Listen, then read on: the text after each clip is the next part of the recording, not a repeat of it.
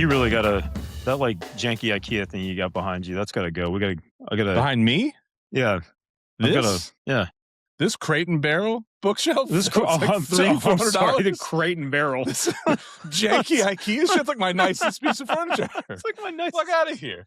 It looks like it's gonna buckle under the weight of all of your accomplishments.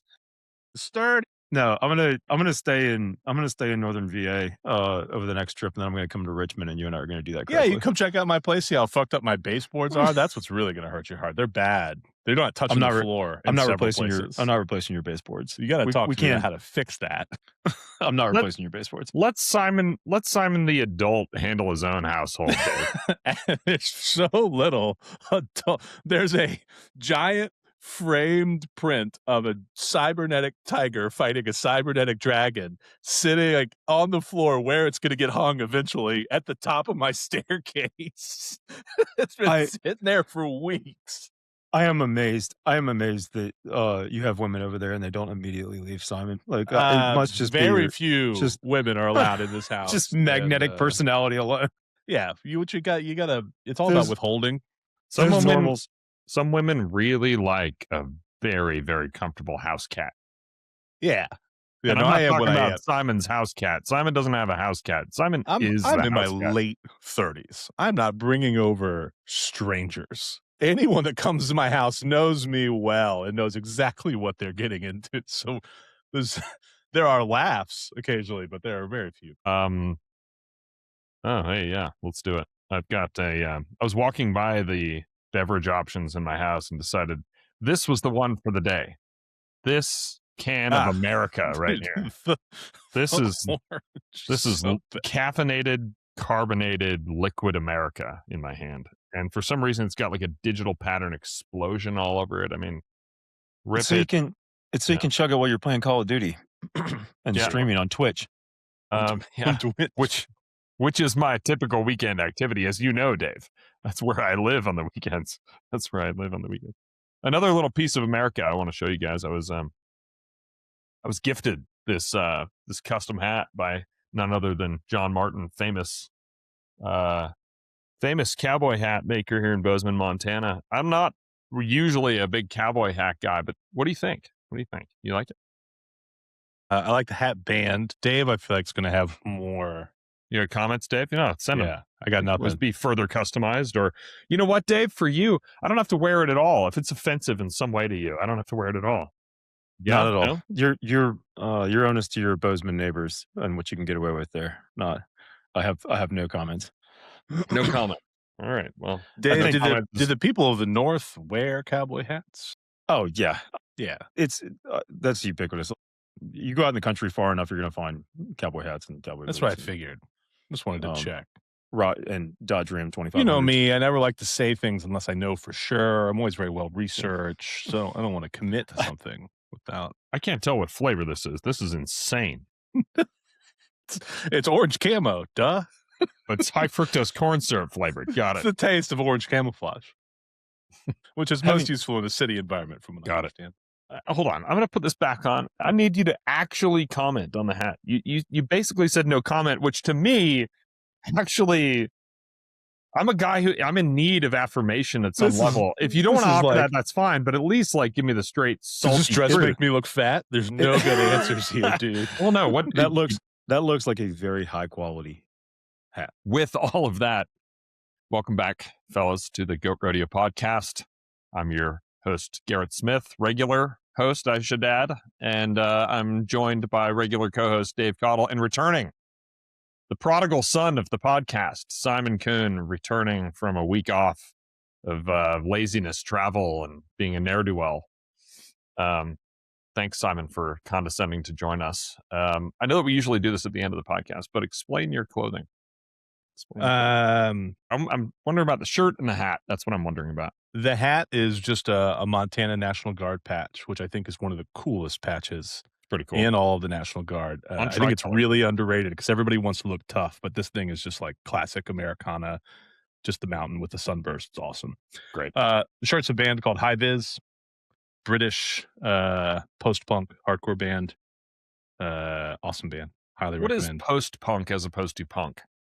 It's just a different. It's like a cultural signifier as the wheel sort of turns. So like a lot of people will call Fugazi post punk, like the first big post punk band, I would say.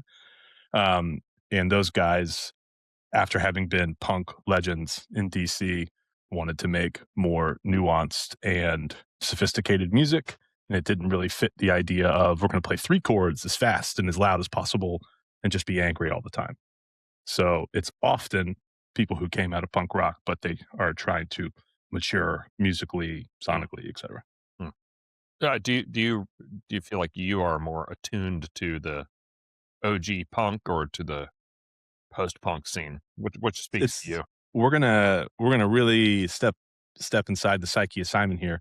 My preference for I've been trying to do this for over a year at this point in the podcast, trying to get you to come out of the shell. So come on out. Yeah.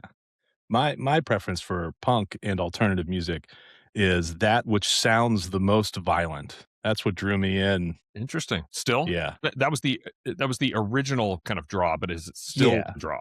Still, I have a much more diverse taste now, but I think when it all boils back down to it, yes. With all of that, I'm sure producer Ian is going to weave all these things together in a clean, non-abrupt segue of sorts. But to get us back on topic, there wasn't a ton in the last week or so of defense venture news. Aside, we covered a lot of mega round type stuff last week with Saronic and Anduril still on the move. Shield AI wove together I think a $2 billion financing package in part to acquire a company called Echelon, which I mispronounced last week. I didn't know how to pronounce it, which is, I think, shame on them, honestly, for naming their company something that nobody can pronounce right offhand. But whatever, Echelon. And interesting kind of depth of deal structure there that I found to be very interesting, with JP Morgan involved in a range of other things.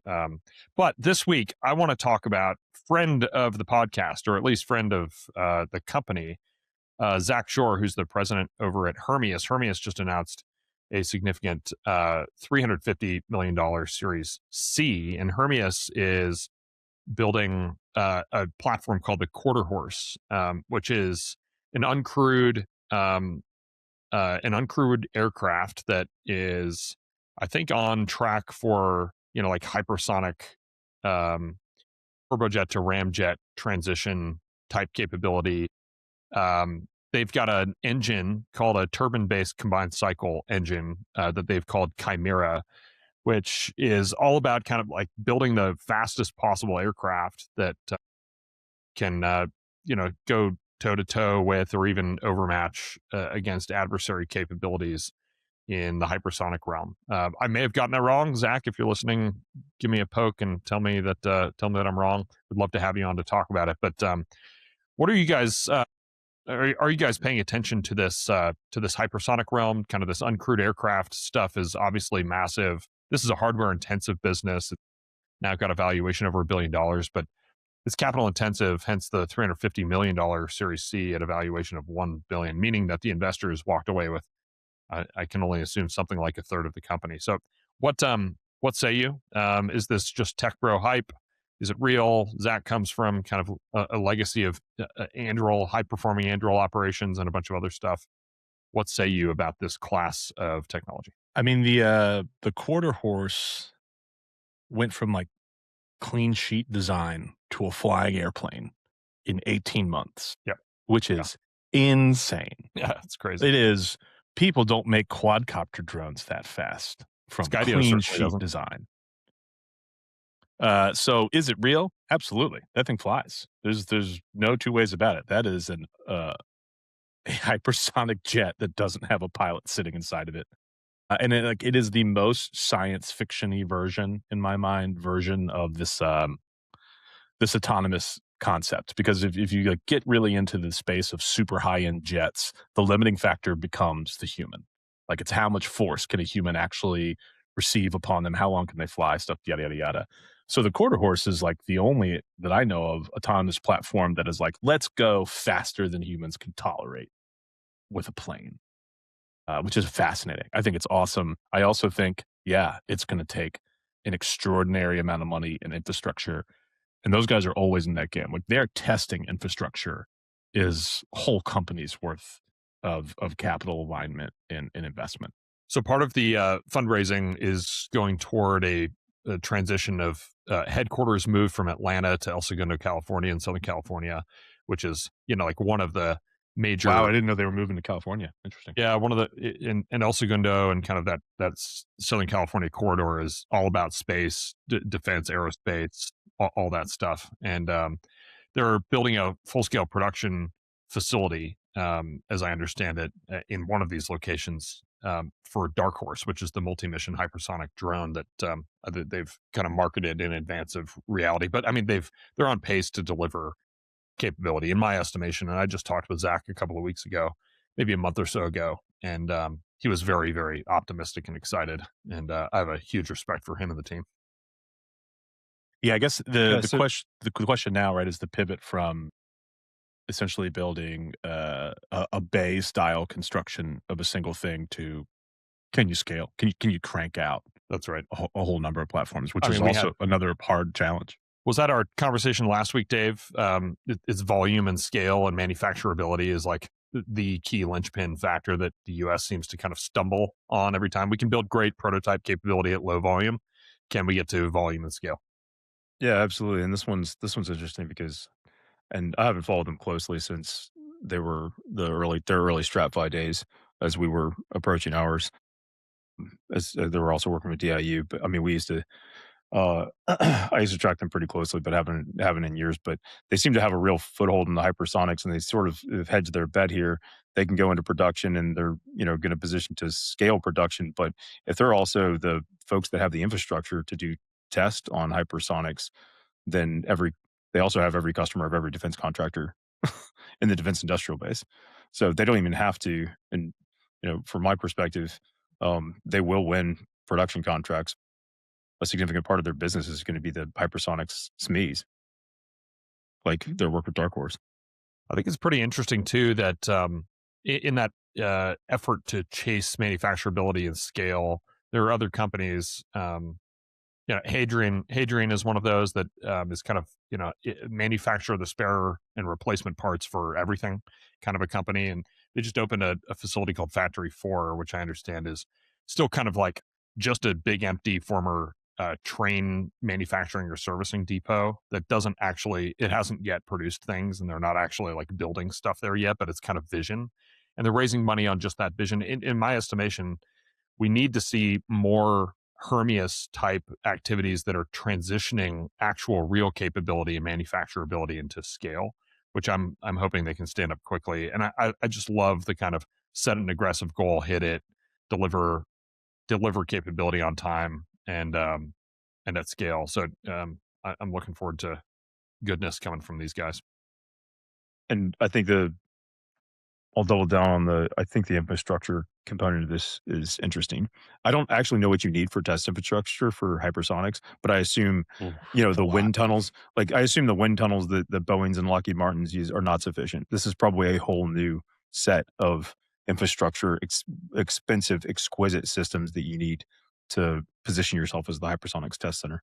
There are famously so few that TRMC had to take an old mothballed NASA wind tunnel and refurbish it with DoD dollars just to get some hypersonic test infrastructure up and running. I think I've read a couple of articles over the past week or so about a transition in the venture investor space, specifically in the defense venture space, away from pure software, where it's kind of challenging, as we've discovered, even though I think we're a rare case of success in building and deploying and selling at scale real software capability that is pure software. It's not just hardware with embedded software or a services package with embedded software. But there is a transition underway from pure software SaaS solutions to enriched or rich hardware or hardware richness. And Hermes is an example of that, where obviously there's going to be a heavy lift on building the software to adequately pilot, run, maintain, operate, build, the whole value chain there for their systems. Ditto the Saronic stuff, ditto Anduril. So like there's a bit of a transition or a pivot away from the pure software plays to hardware centric capabilities. That's, I think, in my mind, been quite obvious. That's where almost all of the large venture rounds, the mega rounds, are coming from. Basically, hardware companies with an infused AI or software based capability. Ditto maritime autonomy. It's not just in the aviation space, right? So maritime, as we just mentioned with Saronic and others. Yeah, it'll be interesting to see, and that's going to fly in some ways in the face of this like MOSA push. And there's a tough atom to split here of, as venture-backed companies build more and more sophisticated and exquisite DoD solutions, it's kind of the nature of the game that when you build a world-class 6th-gen aircraft, that you're going to build bespoke software for it. And you're going to see DoD pushing for the opposite in some ways, where they want, autonomy packages and command and control softwares that can work across multiple things. This is an interesting space, I think, particularly when you look at like Applied Intuition, who is still, I think, one of the few that's trying to do like truly pure software. And they're essentially trying to put, autonomous agents on other people's exquisite platforms now. They want fighter jets and the next generation of autonomous drone wingmen to be using Applied Intuition pilots, which I'm sure everybody, Anduril, Northrop Grumman, et cetera, are all developing their own autonomy software. So there's going to be an interesting competition there as well. And if I'm the Air Force, do I want, unlike, think about it as replacing the pilot. It's Air Force pilots driving historical exquisite equipment, but now I'm going to rely on the company to provide an autonomous pilot. And I'm going to have a different type of autonomous pilot in every platform. Not the ideal scenario, but maybe the reality of like building tech at this level of sophistication. I'm going to use this as an opportunity to segue. We're talking about crewed or manned aircraft. We saw 2 different American aircraft shot down in the context of Iran, one over the mainland and one over the Straits. One of the aircraft, an A-10 Warthog, which is a fucking legendary platform. It's flown close air support for me in combat. Incredible platform. Over the Strait of Hormuz, and an F-15E. Am I right? An F-15 of some variant of the F-15 shot down over the actual mainland in the internal spaces of Iran. And there was kind of a daring pilot rescue by special operations forces. But it does underscore this idea that like crewed aircraft are still the standard for significant air campaigns like what's happening right now between Israel, Iran, and the United States. So Dave, I'm going to hand the mic off to you. I think this gets into your territory as we segue into Iran context and what that means for the defense tech space. Yeah, so the A-10 itself is a really interesting case, and I'd rather. There's so many things to talk about in the context of Iran, but from the defense industry side of things, I think the A-10s are really interesting. It has a really interesting history and procurement history. So this platform well and love it probably like I do, because this thing was purpose built to support the ground maneuver elements, to support the infantry and soft operations. So, you've got Vietnam going on, we've got fast moving jets, and the need for really intentional design systems for close air support. And we're looking at the Cold War, and we need something to support the ground pounders and the ground maneuver and destroy Russian tanks. So they take this exquisite depleted uranium round shooting gun and build the aircraft around it. But there was a lot of pushback from the Air Force. They sees themselves as owning the close air support mission, but the United States Army, the key stakeholder in protecting those soldiers, like, no, close air. We have a lot of skin in the game for close air support and the associated systems. So you got this sort of culture clash between the Army and the Air Force, of the Air Force wanting fast moving stuff that looks and feels like fighter jets, and the Army wanting a really long loiter time, low altitude, big gun. To fly around and destroy things. And so we've been talking about killing the A-10 for many years. I think the Air Force still kind of hates it, with the exception Am I right? Am I right, search Dave? and rescue missions. Am I right, Dave, in saying that there has been like spikes every so often of like a retirement program is just about to get executed, or they're in the process of slowly downscaling and retiring? And Yeah, we're gonna turn them in and divest of the A-10 any day now. I feel like there's been an article on that every year for the last 10 years. Right. And it never goes away. And the search and rescue mission is interesting just because, what do you want in a I feel like the search and rescue mission is part of the reason it's still on board is because what do you want in a search and rescue scenario? You want to steal a pilot in a steel bathtub with a huge gun in a long winter time uh, to to protect that pilot or the rescue forces. Like you, I love the airframe. I've done walk-in shoots with it. It's helped me out in a pinch before, but the Air Force just doesn't, which has sort of the larger topic there is using the A-10 as an example. This is a problem across the board with systems development and procurement, where there's a seam between the services and one size doesn't fit all, or there's an argument over who owns what portion of the mission. And we see this with UAS systems and who owns what altitude and who owns the airspace and who owns the ability to strike, between the Army and the Air Force and the air littoral. And are we deconflicting by the size of system? Whose responsibility is it? Is it by group of UAS system? And we see the same thing in the counter UAS fight. So using the A-10 as an example, like this seam between services and who owns what, is playing out live right now as we move towards autonomous systems. To Simon's point, So real quick, I mean, there's a bunch of interesting stuff on the A-10 in this particular conflict because the A-10 got shot down over the water because the A-10 is not flying over the land because it cannot. It is an unbelievable target. And the fact that they were deployed at all suggested like just the extent to which the U.S. forces had degraded Iranian air defenses, but they're basically using them to shoot mines out of the water. That's what the A-10 is doing right now in Iran. It is strafing the straits, trying to knock out mines and trying to keep the straits clear. Even with degraded air defenses, that thing is a sitting duck anywhere over land that has like something close to an industrial air defense capability. And yes, the Air Force hates it, and the only reason it still exists is because of Congress. You're welcome. Also, I'm sorry. And I've got to believe that at some level there are gaps, as Dave is describing, in con ops and con emps where the A-10 is still at some level relevant, right? So it's a combination, but absolutely Congress has been instrumental in keeping the programs alive. I think we're probably mothballing or selling those platforms to other countries at this point. I seem to recall reading about we've been slowly degrading those units for a long time. And like the other challenge of the A-10, which is the challenge of the whole industrial base, is like maintaining the A-10 becomes psychotically more expensive all the time. They haven't made an A-10 in decades. Those parts aren't being manufactured.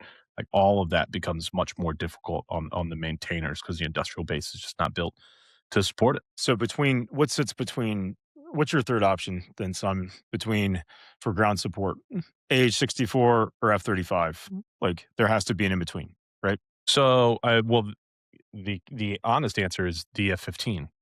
Like that is the F-15E, the F-15EX, all those variants that Boeing pushes.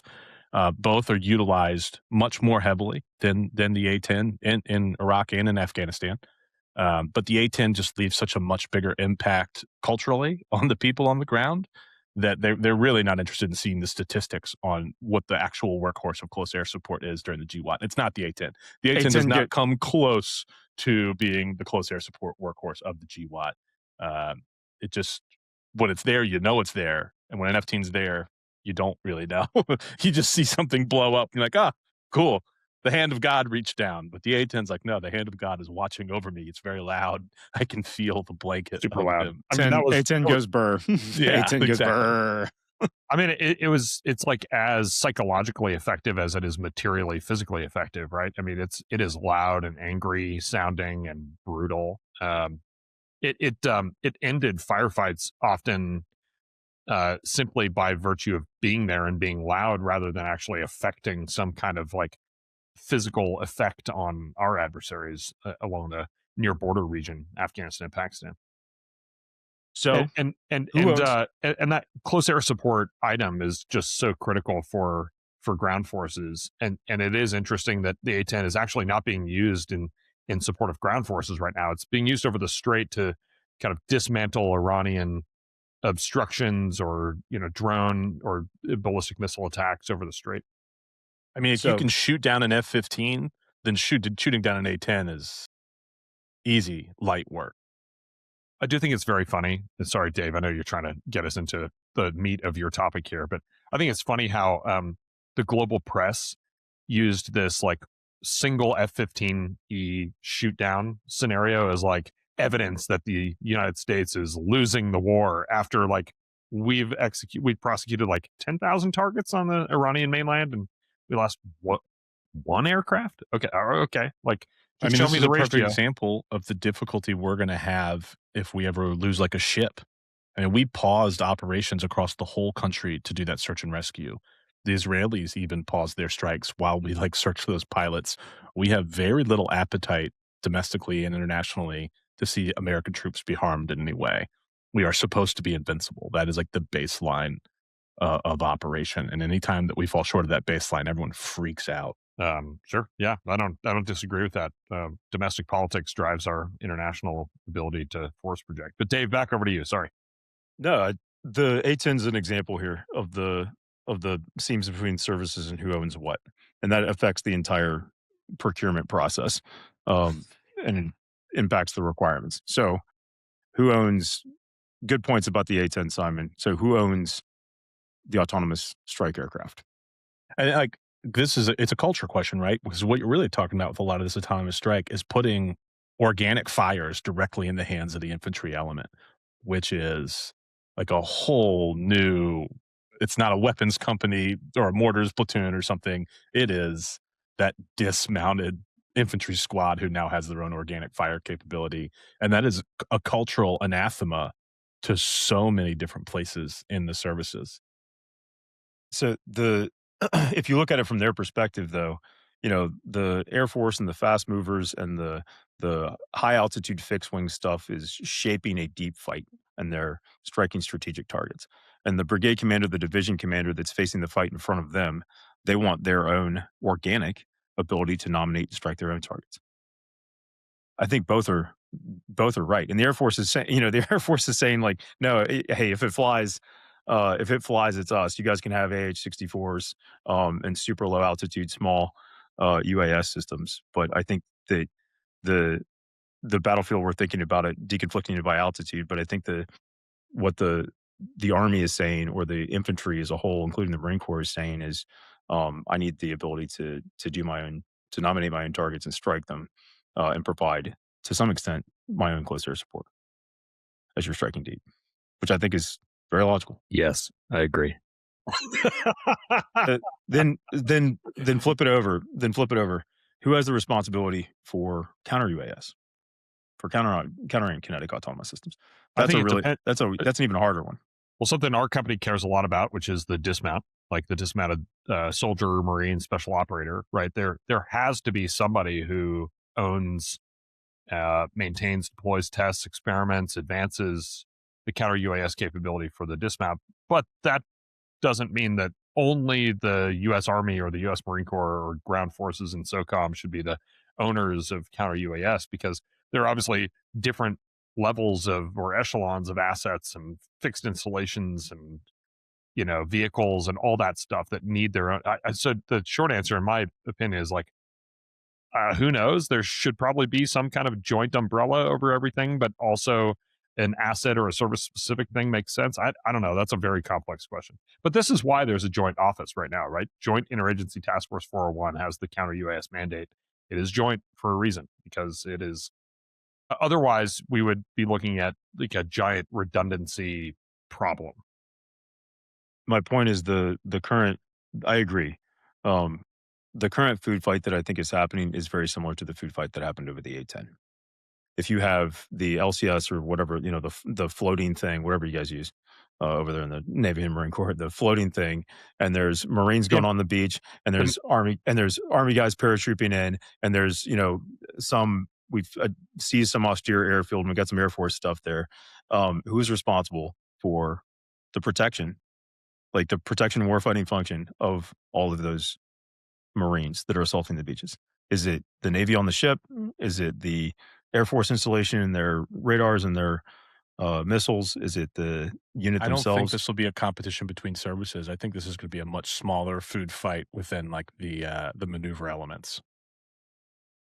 And there's two major reasons that I would say that. One is lessons learned from the IED fight, which is like the idea that like I'm going to counter IEDs. That all happened.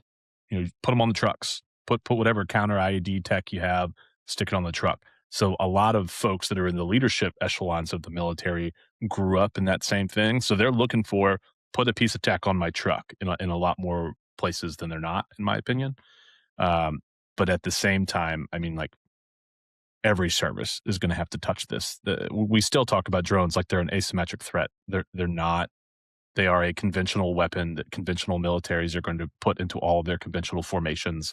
This is not like us. This is where the ID comparison falls apart. This is going to be a ubiquitous piece of the toolkit for every aspect of the military. It's not going to continue to be this like, oh, crazy, they have drones, let's report on it.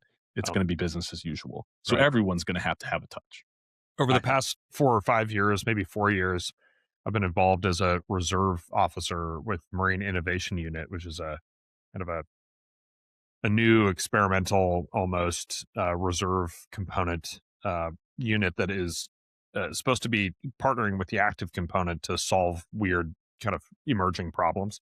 And it was shocking to me how one of the projects that I ran identified that at service level training exercises in the U.S. Marines, infantry units still, not only were they not deploying their own organic kind of squad or even platoon level ISR capabilities, drone platforms, but they weren't even looking up. In other words, they weren't even identifying that there could possibly be a threat in the air from an enemy force, which was shocking and surprising to me. So I'm not saying that the Marine Corps is any more backward than it ever was.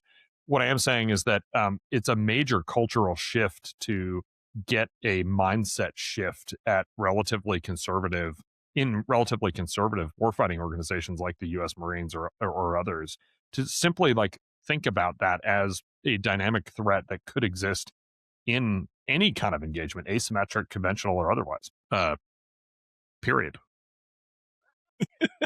I mean, I immediately started thinking about what do the blue bodies look like for drone training? Do we just like stick a speaker on a drone and fly it over a platoon and say you are all dead? No, we did this. We had dropper variants, right?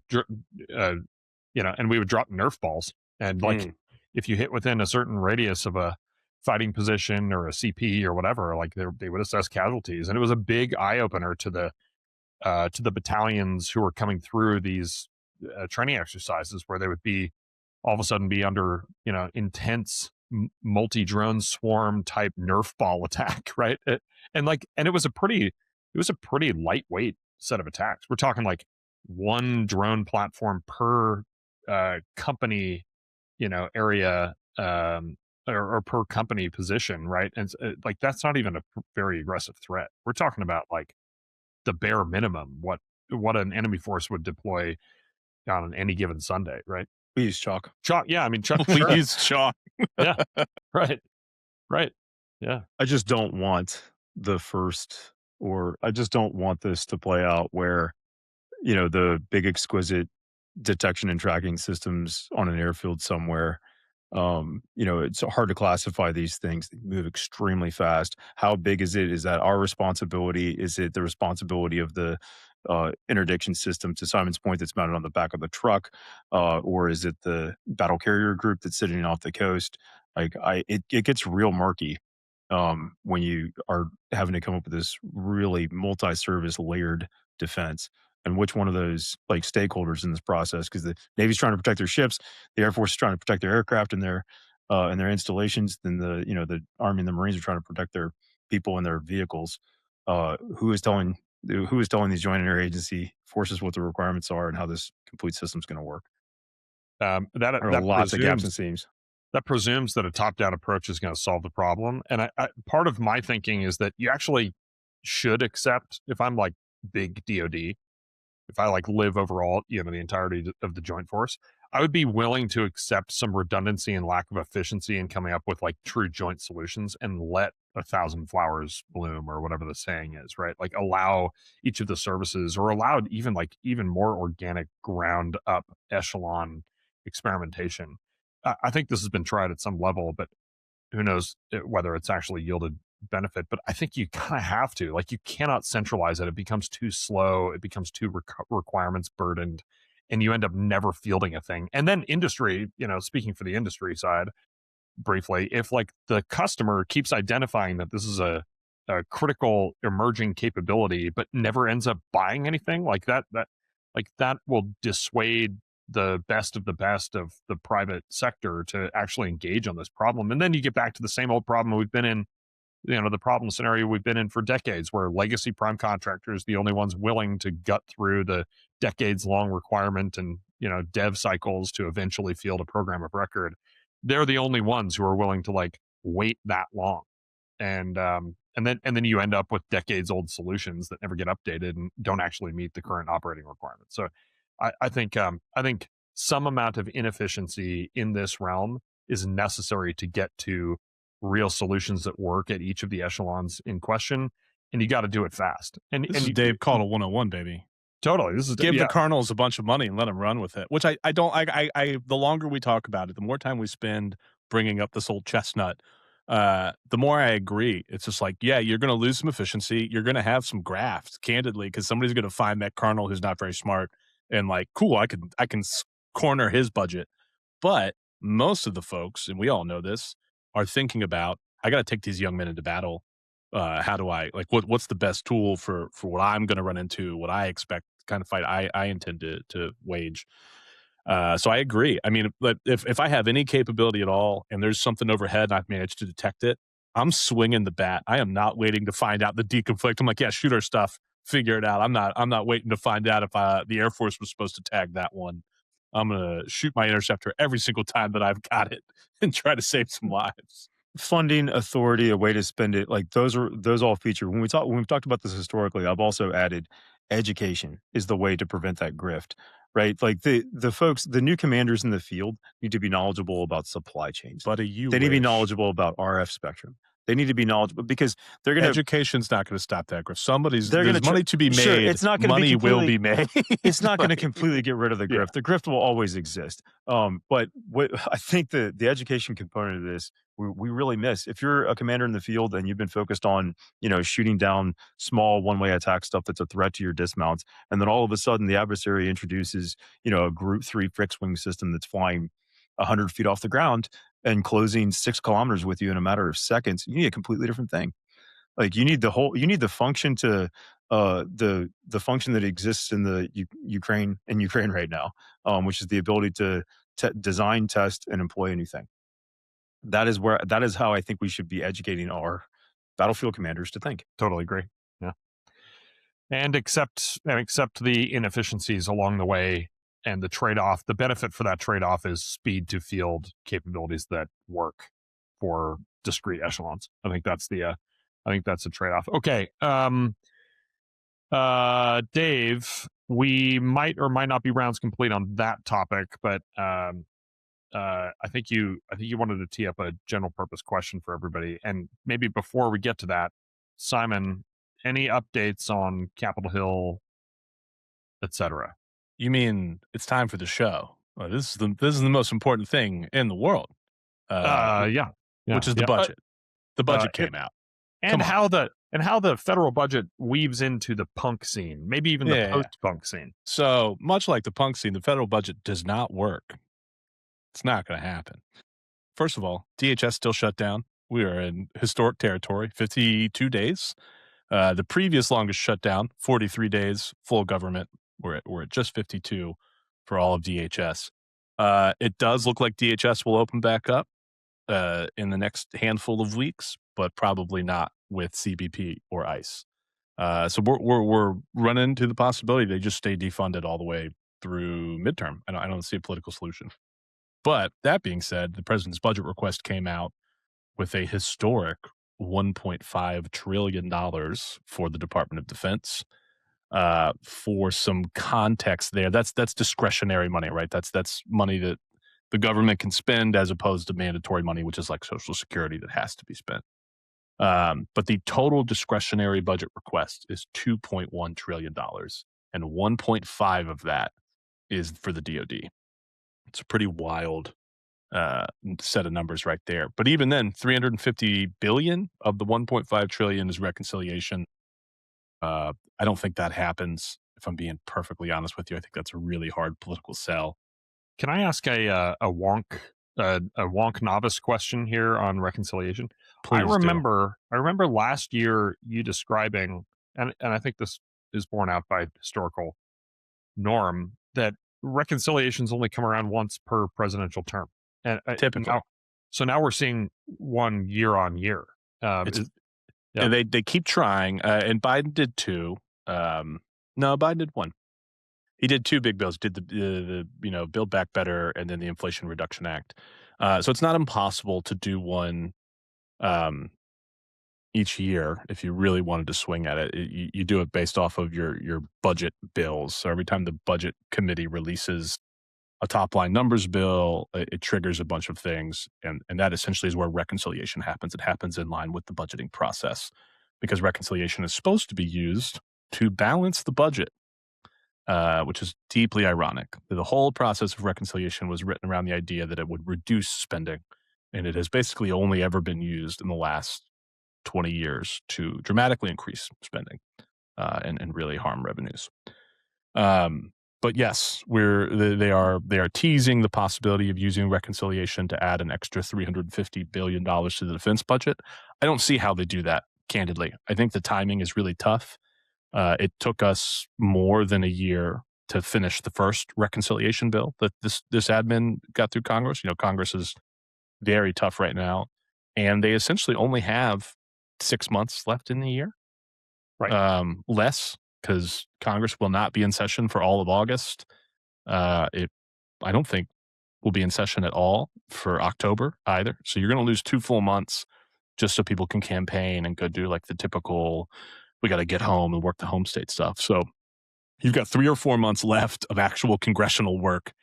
And in that time, you want to pass the entirety of the government's budget for fiscal year 27, a reconciliation package to add money into fiscal year 27, and you also want to fund ICE and CBP for fiscal year 26 with that same reconciliation package, and then presumably do any other business at all in the House and the Senate. There's just the math is not mathing, because as soon as those midterms hit, it's going to be total freeze, bedlam. Everybody's going to vote no. I don't see this rubber meeting the road. And I also think that, the admin probably prefers that. We're looking at like a really historic way in how the president's budget request and the OMB, the admin, is using the budget process to like execute their priorities. And by that, I mean, last year we saw $5 billion essentially not executed for foreign aid programs. And essentially the admin just waited to not spend the money, and then the fiscal year rolled and the money kind of just went back into the treasury. And they're calling it a pocket rescission, like a way to pull that money out that was appropriate. And that still has to go to the Supreme Court. Like there's going to be a big fight over that as well. But even this budget request, essentially, there's a big cut to State Department. State Department takes a 30% cut to all of its funding in this request, and Congress is going to reject that. And I think that the admin is probably just going to do whatever it is they want to do in the face of Congress, and once again dare them to do something about it. So we're in like the Wild West of what's legally permissible in budgeting and funding. How does that, do you think, trickle down into our part of the industry, Simon? Like, what does that mean between now and, call it, the midterms, or now and next January when the new Congress takes? So let's put our big kid pants on and talk about this. Because I think everyone's lauding this idea that we're going to get a ton more money in there, we're going to reindustrialize, and we're going to buy all this new tech. There is exactly one weapon that was used in the strikes on Iran that was developed more recently than 15 years ago. If you think that the political regime of America is designed to do much more than start a war in the Middle East again, I got like a thing to sell you, because we're not about to take this budget and buy a bunch of cool stuff and reposture ourselves for the Pacific. We've been saying we're going to do it forever. We're not going to do that. So I think, as always, I feel like I beat this drum a lot. I think it's going to be marginal. I think if we're lucky, we get from like 1% of the budget is spent on defense tech to maybe 2%. And we're all like really excited about that. But I think most of this money is going to go to refilling all the missiles we just shot at Iran and refilling all these big prime coffers that we spent on these legacy systems, because the machine doesn't really know how to do anything else. I'm reminded of the General Jim Mattis quote from, I think, when he was in the chair at CENTCOM. He said, if you don't fund the State Department fully, I'm going to have to ultimately buy more bullets, right? And so the idea, at least in the early 2010s, was soft power, diplomacy, positive engagement with the world is what should take preeminence above, warfighting capability. I'm not saying that we shouldn't invest in. I mean, the numbers line up: 30% cut to State Department, 50% increase to DoD. Let's go.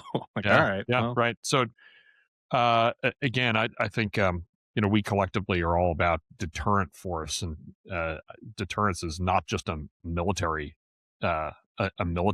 capability or a military effect. It is about positive engagement with the world. So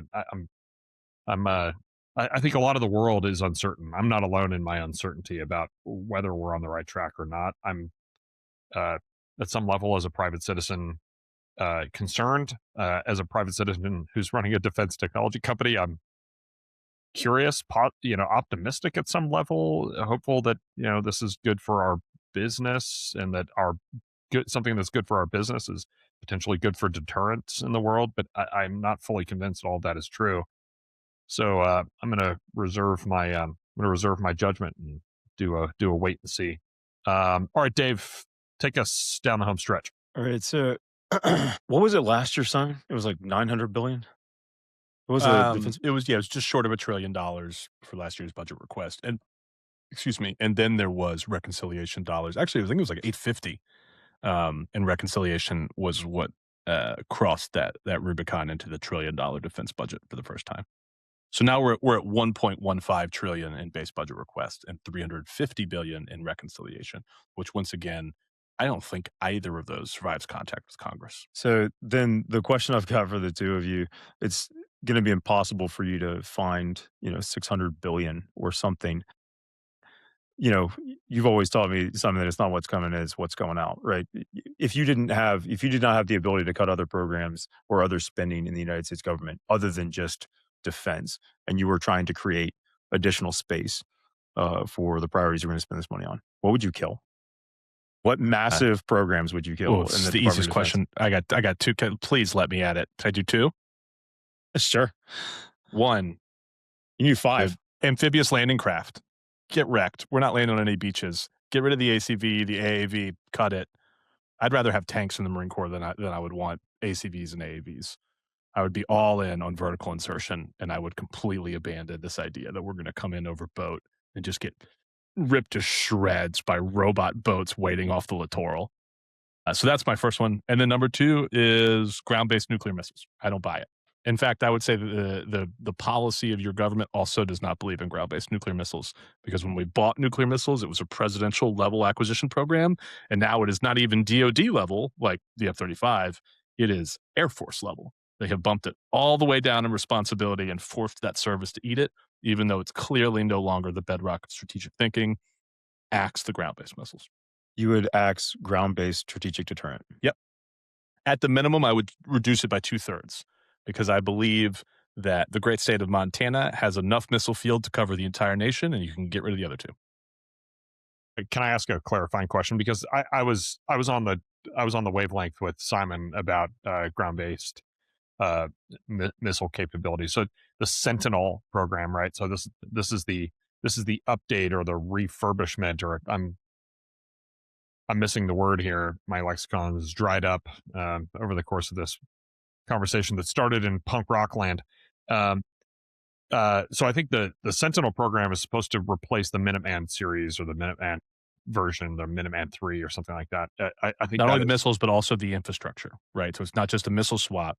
It is all the silos get replaced, all the launch facilities, everything. It's $1 trillion investment. and the reason for that is that they like misunderstood the geometries of the existing Minuteman 3 silos. It's just a missile that was built it was designed in the 50s and, built in the 60s. Like, if you want an efficient ground-based strategic deterrent, you would not build your silos that size. You wouldn't do that again. You wouldn't do it the same way.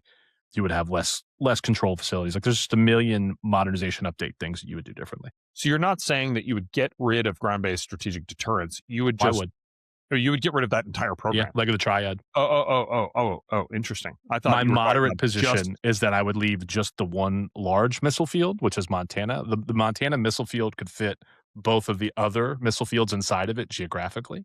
So I'm like, why do I need 3 missile fields when I just take the big one? It's already a pretty spread out piece. But I don't really see the utility of that leg of the triad. Well, I'm not going to comment further. I just wanted to ask that clarifying question. I thought you were all about ground-based strategic deterrence, just not updating it to kind of the Sentinel standard. Dave, here's my quick hot take. And sorry, we're dragging this one out probably longer than you intended, but Simon's on his way to balancing the books. That gives us that's $1 trillion, right? $1 trillion over 10 years, right? Probably 5 or 10 billion a year, something like that. But yeah, eventually 10 a year. Trillion over saves us $1 trillion. Over the 10 years. Yeah. Yep. All right, you gonna help us continue to balance, Garrett? I don't know if I can take that big of a chop. That's a pretty serious. That's a pretty serious item. But this is a much parodied or much poked at item, and so it's probably low hanging fruit for most folks. But the Littoral Combat Ship, right? This is close to every Marine's heart. It doesn't make sense. It's the ship that's good at moderately okay at many things and not great at anything. And the Navy doesn't like it. The Marine Corps doesn't like it. It's wasteful on the order of billions of dollars. I still don't think, like, the existing footprint of LCSs costs something like $1 billion to $1.5 billion annually to maintain after. But I mean, that's small potatoes compared to like that's not going to move the needle much. It's not going to move the needles. I don't know. I don't know, Dave. I don't know. Over the life cycle, that's probably 30, 50 billion. Sentinel's $100 billion a year for 10 years. Yeah, I mean, let's go. Ground-based strategic deterrence and ICBMs. It's a different order of magnitude problem, right? We're talking about that's a strategic deterrence capability versus the LCS, which is about basically operational and tactical level force projection in the littorals, right? So they don't stack up to me. But my first example is probably even less. Like the ACV, AAV, I'm sure costs less money to maintain than the LCS. I just think is nonsense. I think that as much as I love our beloved core, I don't see it in the post A2AD world. How about this? This was my backup, but I don't really know if you can do away with the program at this point. But the F-35, right? I mean, it's just like often pointed at as like a massively wasteful effort. Yeah. That doesn't mean that it doesn't have incredible force projection capability. I mean, it does. Too big to fail. Sure, but I mean, like, the life cycle cost is $1.7 trillion for that program, right? So like that's a meaningful chunk of budget, right? But you can't get rid of it, because what are you going to replace that kind of flying C2 massive EW / that thing's a monster. I mean, it's a monster, right? It's I mean, the boogeyman. It's the Dave, what's yours? It's the definition of over-engineered exquisite capability, and I don't know if you can get rid of it, but it is massive. That would take a big bite out of the budget, Dave. If that's what we're going for, I mean, I'll just identify it as a massively expensive item. All right, Dave, you're up. Man, I got to be careful here. I don't want to. Why do you have to be careful? Let it rip. Poke any of our customers in the eye on JAD C2 kind of topics. JAD C2? You're going to go after C2 stuff? No. JAD C2 is not at all.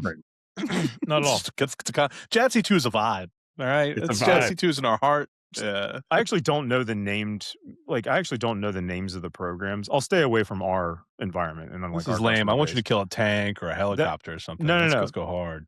No, I'm gonna go after the grift that is feeding all of our soldiers and our United States military.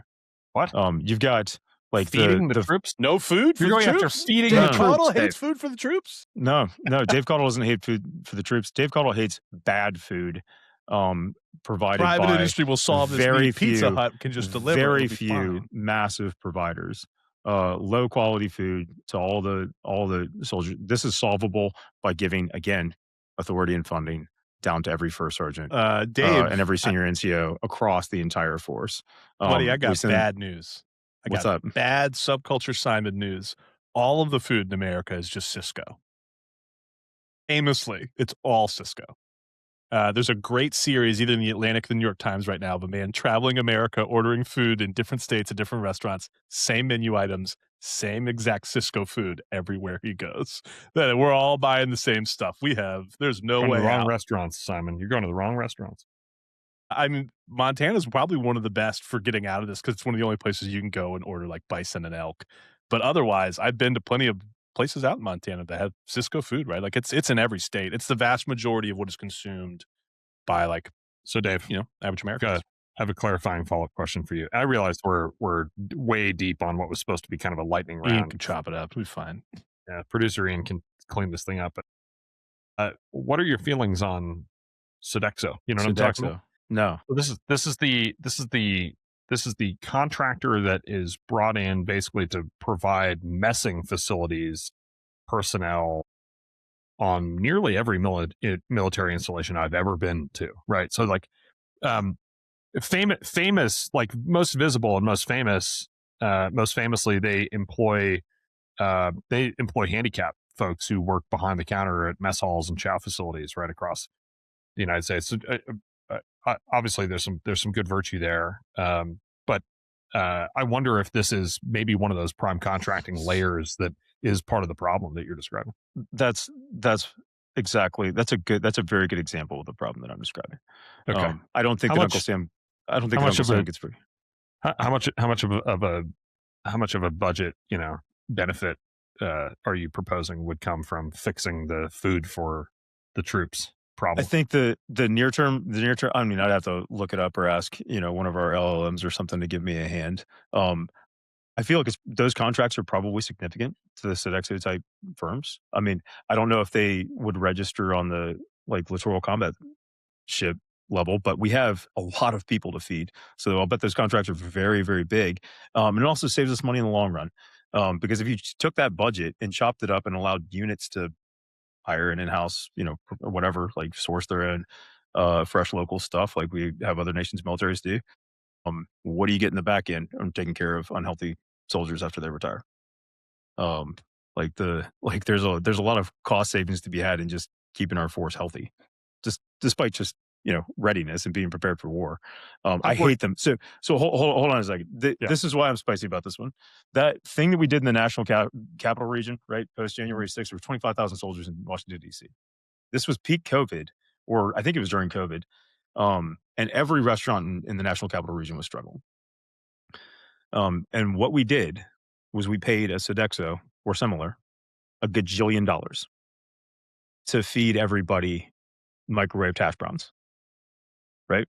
If you took the budget of that contract and gave the authority to every whatever company, battalion, something, you're saying that you don't have the trust, faith, and confidence in them to order locally from a DC restaurant to feed their soldiers, and that you're going to centralize the budget and authority to the extent that we're going to spend $1 gajillion on microwaved potatoes. I don't really have an answer for that. Here is, if not an answer, then a layering on to the complexity of this problem. I've worked with some fantastic first sergeants. I've also worked with some not great first sergeants. And gunnery sergeants in the Marine Corps, beans, bullets, band-aids, right? And some of them I would trust with my life and certainly with my meal, but some of them I wouldn't trust with sourcing flatware. You know what I mean? You know what I'm talking about. I absolutely do, but we cannot centralize authority because we don't trust folks to execute it or because it's going to be abused. Of course it's going to be abused. You identify, assess, and mitigate the risks of it being abused. But the answer is not to continuously centralize authority to the point. I mean, where do we start this thing? We started this thing with like, Mr. Washington, go to Canada. Here's your 200 head of cattle and 1,000 soldiers. Write us a letter once a month to let us know how it's going. And we're now to you are not allowed to control the temperature on your military installation. That's done at headquarters. You're not, in your office building. You're not allowed to decide if you want your parking lot paved or if you want your soldiers to have better chow. It's ridiculous. Yeah. I could see this turning into something like, food assistance programs that are organized, managed at the federal level, but individuals are left kind of mostly free to choose what they spend that pizza in the field, baby. On. Logistics is solved. You know what I mean? Like food assistance cards, they can be spent on lots of stuff, plenty of stuff. A voucher system. What I'm saying is like, when left to their own devices, people are going to make weird decisions. And I think if you decentralize this kind of authority and budget down to lower echelons, but then it's centralized again at kind of company level at the first sergeant or whatever, you're going to end up having company level graft, right? Like their preferred local vendor, their wife who just mysteriously started a restaurant. Is that worse than the major frozen chow provider graft? I mean, know. Like, eat at the chow hall, you'll be fine. Like, is that worse? And maybe the chow thing is too specific, but like that dark underbelly of all of the things that we do to feed and house, and because my recommendation is never going to be cutting. Dave, personnel. buddy, your big problem is this is the wrong color of money and would free exactly $0 in procurement funding for anything. We're just trying to balance. We're just trying to balance back to $900 billion. We're balancing the budget. No, I thought we were trying to buy the cool stuff. My bad. You know what would happen? If we were to make any progress here, what would happen is you'd keep it exactly the same as it is now, except you would like create out of whole cloth an additional program or budget that would then get additionally distributed, and all of a sudden it would become more of a compounding problem. It was a tricky. Maybe I should have assumed y'all were going to make me answer my own question. I was dancing around a little bit because, like, publicly, I'm probably not going to talk about like drone programs or C2 programs, or those things on a public podcast. The same way I'm going to hold my comments on my boss's cowboy. I'll talk shit on that. Any backpack that's got a big antenna, stupid. Get rid of it. No more antennas on troops. Fucking kid, they're going to get them killed first. No more antennas on troops. And that is the final word for this week's Goat Rodeo podcast. Thanks, Dave, for holding your really spicy comments on the hat. You can send them to me offline if you'd like. With that rousing conversation, I thank you for your participation. And if you have comments on what programs you have in your crosshairs that need dismantling or wholesale cutting in order to, quote, balance the budget, which will never happen, please send them in the comments on our social media or podcast feeds or on YouTube. And we're looking forward to incorporating them into this ongoing conversation moderated by your very own Dave Caudle. We will see you next week. Bye-bye.